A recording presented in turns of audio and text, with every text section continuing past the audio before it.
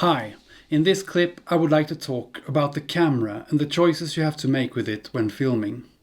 If you're using a professional camera or a smartphone or tablet, the same rules apply.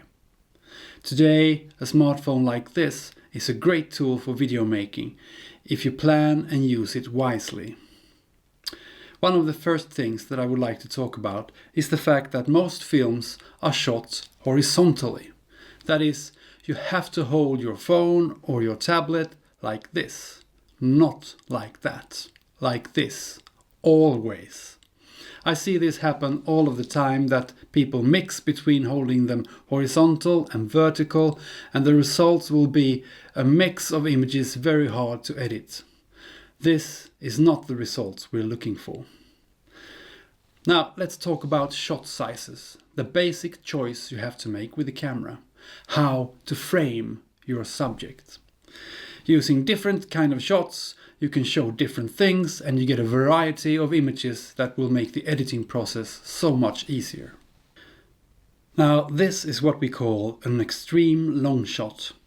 We are too far away to see the expressions of the people, but it's a good shot to use for establishing the setting in the beginning of a scene or a film. For example, an exterior of your own school.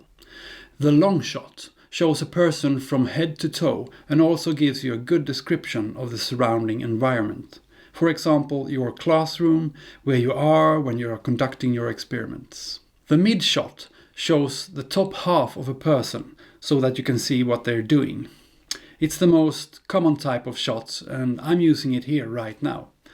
But you have to use close-up shots to focus on details and to create a variation to communicate effectively. The close-up shot shows the subject's face, allowing to focus on their expressions. But a close-up can also be details from your experiments, like the materials you're working with, or what you see through a microscope. To be able to capture these necessary close-ups, you sometimes have to do things twice. Now, don't be afraid to stop a process and change your camera so that you can really get the images that you need for your editing process later.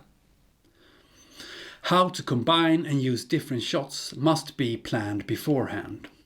The more time and effort you spend on planning and thinking about the different images you need, the better your film will be. Well, what kind of shots do I need? To answer that, you have to ask questions about the film you're making. How will the video make the questions or purpose of the experiment clear?